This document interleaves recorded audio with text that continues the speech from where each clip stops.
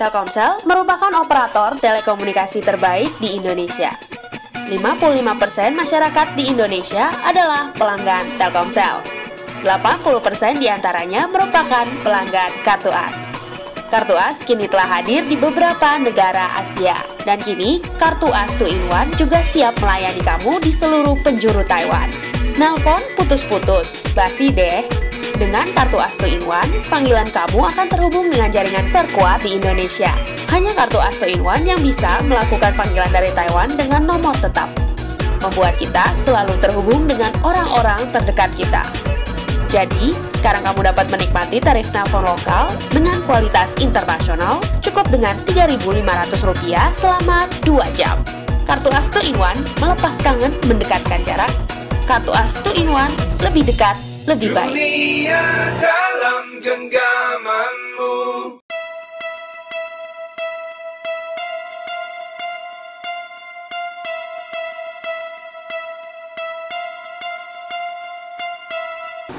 Assalamualaikum warahmatullahi wabarakatuh. Kembali lagi bersama saya Dina Yeni Martia di acara Buka Puasa bersama Kartu As 2-in-1. Pada kesempatan kali ini kami kembali menghadirkan Ustazah Astri Dwi Jayanti. Beliau merupakan mahasiswi di National University of Tainan. Selain itu, aktivitas beliau sekarang merupakan research assistant di universitas tersebut. Assalamualaikum Ustazah Astri. Waalaikumsalam warahmatullahi wabarakatuh. Bagaimana kabarnya hari ini? Alhamdulillah baik. Dina gimana kabarnya? Alhamdulillah baik. Alhamdulillah. Pada kesempatan kali ini kira-kira topik apa nih Ustazah yang akan disampaikan, yang akan diberikan untuk teman-teman Intai semua? Insya Allah hari ini kita akan membahas tentang materi tawazun atau keseimbangan. Tawazun. Mungkin bisa mulai dijelaskan apa sih pengertian atau definisi dari tawazun itu sendiri? Oke, kalau gitu saya sapa dulu ya pemirsa Intai. Assalamualaikum warahmatullahi wabarakatuh. Waalaikumsalam warahmatullahi wabarakatuh. Innal hamdalillahi nahmaduhu wa nasta'inuhu wa nastaghfiruhu wa na'udzu billahi min syururi anfusina wa min sayyiati a'malina may yahdihillahu fala mudhillalah wa may yudhlilhu fala hadiyalah. Asyhadu an la ilaha illallah wa asyhadu anna Muhammadan abduhu wa rasuluhu la nabiyya ba'da. Ya, alhamdulillah kita bertemu kembali pemirsa Intai. Semoga puasanya semakin lancar ya, insyaallah. Oke, hari ini tadi seperti yang kita sempat bicarakan, materinya tentang tawazun. Nah, kemudian apa sebenarnya definisi tawazun itu sendiri? Jadi kalau tawazun itu artinya keseimbangan. Maksudnya seimbang seperti apa? Jadi biasanya tawazun itu lekat dengan bagaimana seseorang itu menyikapi dua atau beberapa amal yang mesti dilakukan agar sikapnya itu adil terhadap amal-amal tersebut. Kemudian memberikan hak kepada yang berhak. Nah, kemudian jadi sebenarnya tawazun itu ada di alam semesta ini. Maksudnya apa? Jadi Allah menciptakan alam semesta ini secara seimbang. Jadi Allah menciptakan planet, menciptakan matahari, menciptakan galaksi ini secara seimbang. Di dalam Al-Quran terdapat pembahasan tentang tawazun itu sendiri, yaitu dalam surat Ar-Rahman ayat 7-9 akan saya bacakan. Was-samaa'a rafa'aha wa wada'al mizan alla tatghaw fil mizan wa aqimul wazna bil qisti wa la tukhsirul mizan. Dan langit telah ditinggikannya dan Dia ciptakan keseimbangan agar kamu jangan merusak keseimbangan itu, dan tegakkanlah keseimbangan itu dengan adil dan janganlah kamu mengurangi keseimbangan itu. Nah, jadi di dalam surat Ar-Rahman ayat 7-9 ini ibrahnya adalah Allah telah menciptakan keseimbangan di dalam alam semesta ini. Allah telah menciptakan bumi dengan beserta isinya, planet, kemudian galaksi dengan seimbang dan dengan detail. Dan Allah pun meminta kepada kita agar kita menjaga keseimbangan itu dan tidak merusaknya. Kemudian yang terakhir, Allah juga meminta bahwa kita untuk tidak bersikap berlebih-lebihan, dan Allah meminta kita untuk menegakkan keseimbangan dalam alam semesta itu, alam semesta ini. Jadi ketika kita ingin memahami tawazun, maka kita pahami terlebih dahulu bahwa Allah telah menciptakan alam semesta ini dengan tawazun. Nah, kemudian kalau kita hubungkan dengan manusia, maka secara fitrahnya manusia itu pun diciptakan secara tawazun oleh Allah. Dan setiap bayi itu dilahirkan atas dasar fitrah. Dan maka kedua orang tuanya lah yang akhirnya menjadikannya Yahudi, Nasrani atau Majusi. Nah, kemudian adanya fitrah inilah yang membuat manusia itu memiliki kecenderungan kepada kebaikan yang disebut hanif atau lurus. Nah, di mana maka kecenderungan hanif itu harus dipertahankan. Kecenderungan akan sesuatu hal yang baik itu harus dipertahankan, terutama ketika ada perintah di mana kita harus memperhatikan din yang lurus, agama yang lurus, yang akan membawa fitrah ini kepada jalan yang lurus. Nah, kemudian ketika kita kaitkan tadi antara manusia itu lahir, Islam itu sudah fitrah manusia itu adalah kepada jalan yang lurus. Nah, kita harus memelihara fitrah ini dengan cara seperti apa? Dengan cara menyeimbangkan 3 potensi dalam diri manusia, yaitu jasad, akal, dan juga ruh itu sendiri. Begitu Mbak Dina. Bagaimana cara membangun sikap tawazun dalam diri seseorang itu sendiri, Ustazah? Oke, mari kita coba bahas satu persatu ya Mbak Dina ya. Nah, kalau tadi saya katakan bahwa dalam diri seorang manusia itu ada 3 potensi. Yang pertama yaitu jasad. Nah, jasad itu adalah segala hal yang berkaitan dengan fisik kita, dari mata, kemudian telinga, dan segala sesuatu yang berhubungan dengan fisik kita. Nah, kemudian jasad itu sendiri ada makanannya. Seperti apa makanannya? Ya seperti makanan kita sehari-hari, seperti katakanlah nasi goreng gitu kan. Kemudian minumnya apa, kalau di sini teh hijau ya. Nah, jadi makanan dan jasad adalah makanan dan minuman itu sendiri. Dan yang terpenting di sini adalah tidak hanya kita makan dan minum, tetapi kita juga harus mencari makanan yang halal dan thayyib. Selain itu, kita pun tidak boleh berlebih-lebihan dalam makanan itu sendiri. Nah, itu tadi mengenai jasad, Mbak. Nah, seringkali manusia itu ada kecenderungan itu cenderung berlebih-lebihan. Dan Allah melarang kita untuk bersikap berlebih-lebihan, dan terutama dalam jasad itu sendiri. Karena memang tidak ada larangan untuk kekurang-kurangan gitu. Karena memang manusia itu cenderung untuk berlebih-lebihan ya. Bahkan kalau kita lihat tubuh manusia saja gitu ya, didesain oleh Allah itu untuk bisa menampung bobot sampai 600 kilo gitu. Jadi memang ada kecenderungan berlebihan di situ ya. Nah, berlebihan di sini juga berarti memakan makanan yang haram, yaitu hasil kebun yang dimana tidak dibayar zakatnya. Jadi itu juga harus kita perhatikan. Nah, untuk mendapatkan makanan itu sendiri, biasanya seseorang itu pastinya harus menggunakan uang ya, dimana uangnya itu dihasilkan dari bekerja. Nah, bekerjanya ini juga kita harus perhatikan. Kita memilih pekerjaan yang halal, memilih pekerjaan yang memang mendatangkan sesuatu keberkahan. Karena sayang sekali ketika kita bekerja, kemudian kita banyak uang, tapi ternyata apa yang kita hasilkan itu tidak halal atau haram, dan tidak membawa keberkahan sama sekali dalam hidup kita. Pada akhirnya harta itu tidak memberikan maslahat bagi diri kita sendiri dan juga orang sekitar kita. Nah, sehingga ketika makanan halal itu bisa jadi makan itu halal, katakanlah nasi goreng itu halal, tapi akan menjadi haram ketika kita membelinya dengan uang yang tidak halal gitu. Nah, ini juga harus kita perhatikan sebagai makanan dalam jasad kita. Nah, kemudian Mbak Dina, kita coba bahas yang selanjutnya, yaitu potensi dalam diri kita, yaitu akal. Nah, akal ini terkait sekali dengan ilmu. Ilmu itu banyak ya, katakanlah misalnya saat ini Mbak Dina sedang belajar ya tentang ilmu pajak ya, finance ya. Oke. Jadi itu ilmu finance. Nah, ilmu itu juga misalnya saya sudah menikah, ilmu mendidik anak, atau katakanlah yang sudah menikah, ilmu bagaimana memperlakukan istri dan suami gitu ya, memperlakukan istri atau suami kita gitu kan. Atau ilmu yang lainnya banyak sekali. Nah, makanan akal kita itu adalah ilmu.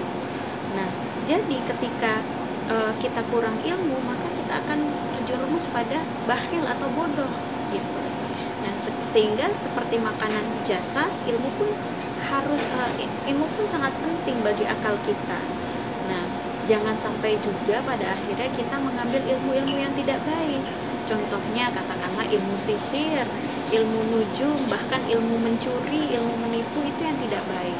Jadi akal pun itu butuh makanan sama seperti jasad kita, tetapi kita berikan makanan kepada akal kita adalah makanan ilmu-ilmu yang baik gitu, sehingga ilmu itu tidak hanya bermanfaat bagi kita tapi juga orang-orang di sekitar kita.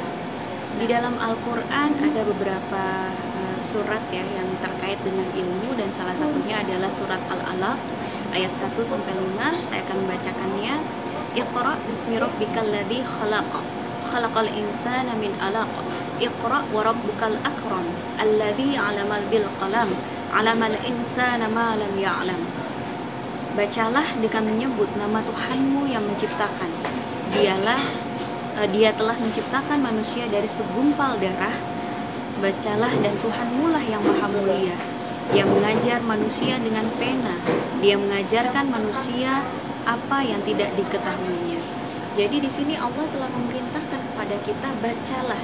Dan disinilah Allah meminta kita untuk menggali ilmu yang baik, dan di mana ilmu tersebut salah satunya ada dalam Quran itu sendiri.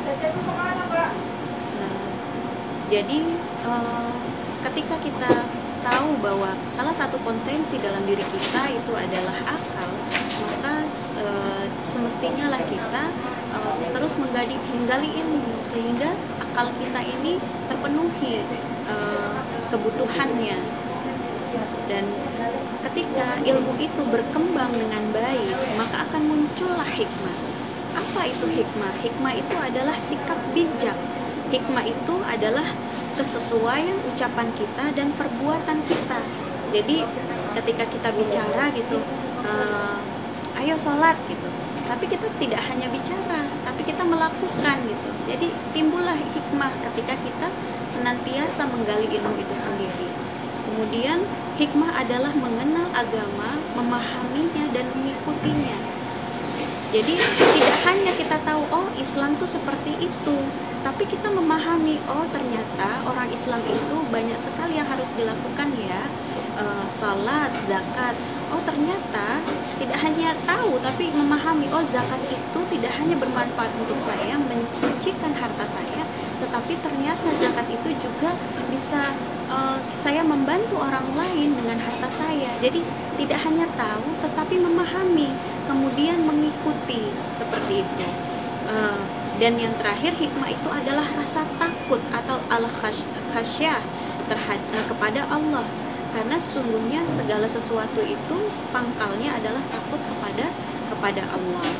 Nah, jadi itu tadi, ketika kita tahu potensi kita, salah satu potensi dalam diri kita adalah akal, maka kita harus lengkapi dengan ilmu sehingga akal itu senantiasa tercerahkan. Itu tadi udah menjelaskan saja bagaimana siapa itu terhadap yang pertama jasad, yang kedua akal, kemudian bagaimana yang ketiga yaitu sikap tawazun terhadap potensi yang ketiga yaitu potensi ruh. Iya, jadi potensi yang ketiga adalah ruh, dan kemudian makanan ruh itu adalah zikrullah. Apa itu zikrullah? Mengingat kepada kepada Allah. Nah, inilah yang sebenarnya seringkali kurang diperhatikan oleh sebagian besar manusia, yaitu mereka tidak menyadari bahwa ruhnya itu butuh makanan ini, yaitu mengingat kepada Allah. Karena kenapa tidak begitu diperhatikan? Karena laparnya tidak terasa. Kalau misalnya katakanlah kita berpuasa ini, kita nggak makan, itu kerasa laparnya, kita kerasa hausnya.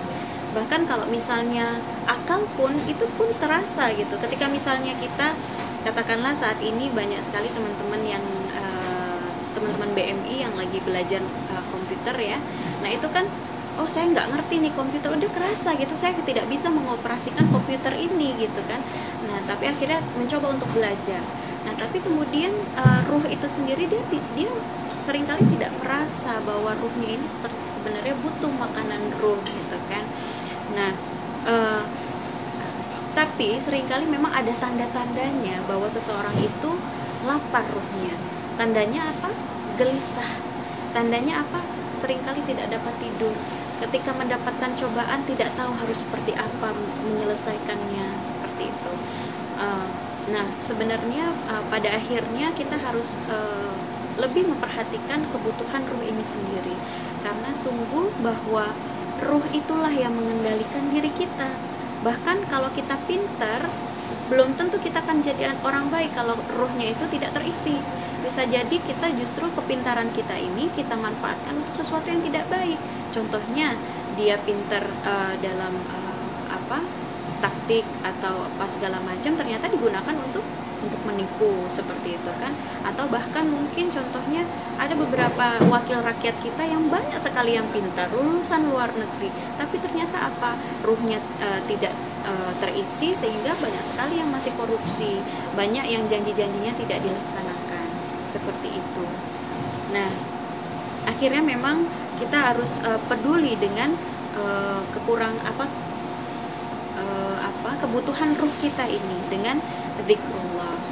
Nah, pada akhirnya ketika kita mengetahui ketiga potensi ini, kita harus seimbang. Jangan sampai kita hanya memperhatikan ruhnya saja, sehingga dunia terlupakan. Jangan seperti itu. Jadi jangan hanya mengejar akhirat tapi dunia terlupakan. Jadi kita harus seimbang.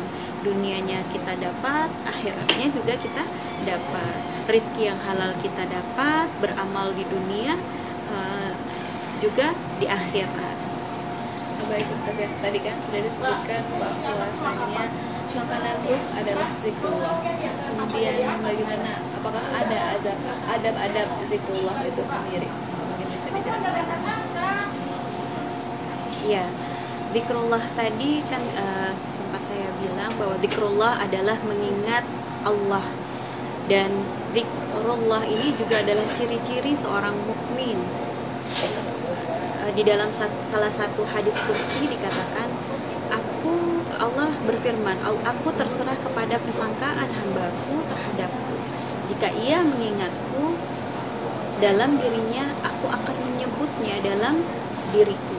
Jika ia mengingatku di dalam sebuah jamaah, aku akan menyebutnya di dalam jamaah yang lebih baik dari mereka. Nah, jadi zikir ini ternyata katakanlah memang kita bisa juga dengan ucapan seperti subhanallah, walhamdulillah, wala ilaha illallah, Allahu akbar. Namun selain itu zikir pun bisa berupa taubat. Jadi taubat itu pun zikir.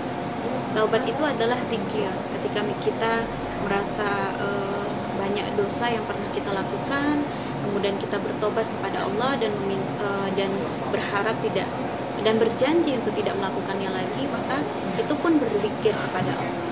Kemudian tafakur pun berzikir. Jadi ketika kita misalnya jalan-jalan gitu ya ke pantai ataupun ke gunung gitu ya, kita bertafakur kepada Allah, memandang ciptaannya Allah, terus kemudian merasa bahwa semakin bertambahlah iman kita, itu pun berzikir kepada Allah. Kemudian menuntut ilmu, dan ternyata menuntut ilmu pun berzikir kepada Allah, mengingat Allah. Jadi menuntut ilmu pun seperti itu, termasuk berzikir. Jadi ketiga adalah mencari rezeki dengan niat baik, itu juga termasuk berzikir. Nah, segala sesuatu yang dimana upaya untuk mendekatkan diri kepada Allah, nah ini dinamakan zikrullah, zikir, mengingat kepada Allah. Nah, karena itulah orang yang arif adalah orang yang selalu senantiasa berzikir kepada Allah dimanapun dan kapanpun. Nah, kalau untuk berzikir itu sendiri ada adabnya. Yang pertama itu khusyuk. Jadi kita menghadirkan hati dan pikiran kita, kemudian kita melafalkan asma-asma Allah, kemudian merendahkan suara kita sebisa mungkin. Jadi kalau zikir itu jangan subhanallah gitu, tapi subhanallah. Jadi merendahkan suara kita, kemudian sesuai dengan jamaah irama dan suaranya. Jadi ketika kita berzikir bersama gitu ya, jangan sampai kita yang duluan. Misalnya katakanlah subhanallah, ternyata kita duluan subhanallah. Jadi kita harus bersamaan gitu dengan yang lain. Kemudian kita juga harus memperhatikan pakaian dan tempat. Jadi kita usahakan pakaian yang kita gunakan itu yang bersih, tempatnya pun yang bersih gitu. Karena kan memang kita tujuannya mengingat Allah. Jadi kita hormatilah Allah. Katakanlah misalnya contoh, kita bertemu presiden saja, kita pakaiannya hebat ya, yang bagus, yang rapi. Nah, kita pun harus memposisikan Allah seperti itu. Kita berpakaian yang bersih gitu kan, yang rapi seperti itu. Dan yang terakhir adalah mengakhiri dengan khusyuk dan adab. Nah, jadi maksudnya adalah kita berzikir ini jangan sampai main-main gitu. Jangan sampai justru menghilangkan makna atau faidah dari zikir itu sendiri. Nah, jadi seperti itu adab dalam berzikir. Kemudian yang terakhir, macam-macam zikir. Apa aja sih zikirnya yang bisa kita lakukan gitu kan? Yang pertama al-wazifah, kemudian wirid Quran. Yang ketiga adalah doa-doa siang malam. Nah, ini bisa kita baca di al-maksurat ya. Itu bisa kita lakukan di siang maupun di malam hari. Kemudian doa-doa robitoh. Nah, itu terdapat juga dalam surat al-maksurat ya. Dan itu insya Allah bisa kita lakukan setiap hari, baik pagi maupun malam. Seperti itu Mbak Dina. Kemudian setelah kita tahu bahwa ternyata ada 3 potensi dalam diri kita yang ternyata butuh asupan makanan ya Ustazah. Bagaimana ketika ketiga potensi tersebut kekurangan makanan, apa yang akan terjadi? Iya, jadi tadi kita bahas 3 potensi itu kan, pertama jasad, akal, kemudian yang terakhir adalah ruh. Nah, bagaimana kalau ketiga potensi ini kekurangan makanan? Ya jelas, berarti mereka akan lapar dan mati gitu. Dan itu efeknya tidak hanya ke pribadi kita, tapi juga orang-orang sekitar kita. Nah, contoh kalau misalnya jasad, jelas kita tadi akan kelaparan ya. Kemudian kalau akal ya pasti kita akan jadi seorang yang bakhil, yang tidak tahu apa-apa. Dan yang terakhir kita kalau ruh, maka ruh kita akan mati. Maksudnya apa? Adalah bahwa bisa jadi kita tidak bisa membedakan antara yang hak dan yang batil.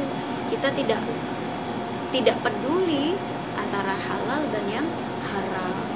Jadi memang pada akhirnya itulah kita tidak hanya diminta untuk mencukupi makanan terhadap 3 potensi itu. Ketika untuk jasad adalah makanan, kita lengkapi dengan makanan. Kemudian untuk akal kita lengkapi dengan ilmu. Kemudian yang terakhir ruh kita lengkapi dengan zikrullah. Tapi kita juga harus seimbang Mbak Dina. Jadi kita harus seimbang terhadap 3 potensi itu.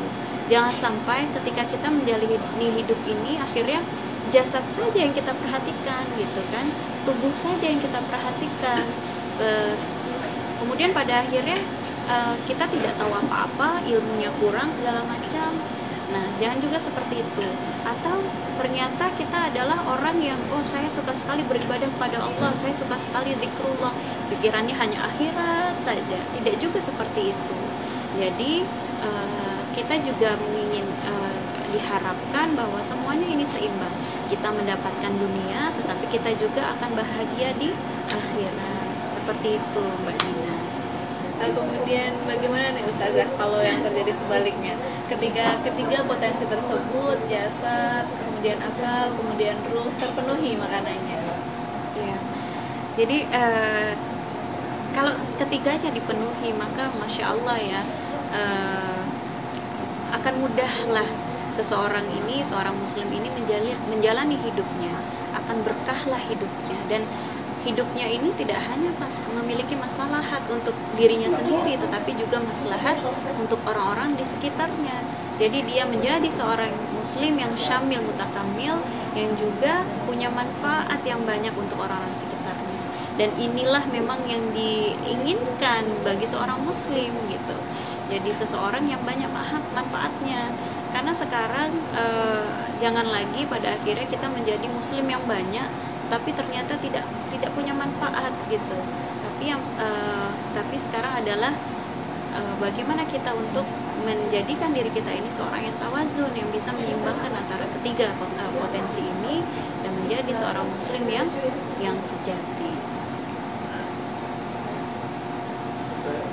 Terima kasih banyak Ustazah Astri Dujayanti atas kesediaannya untuk berkenan berbagi ilmu mengenai tawazun itu sendiri kepada teman-teman semua. Semoga ilmu yang diberikan bisa menambah wawasan dan juga menjadi pengingat kita tentang pentingnya bertawazun, kemudian menyeimbangkan antara jasad, akal, dan ruh itu sendiri. Sama-sama. Sekian dulu perjumpaan kita di acara Buka Puasa bersama Kartu As 2-in-1. Jangan lupa subscribe YouTube Intai Channel untuk mengetahui informasi terbaru dari kami. Sampai jumpa lagi di kesempatan berikutnya. Wassalamualaikum warahmatullahi wabarakatuh.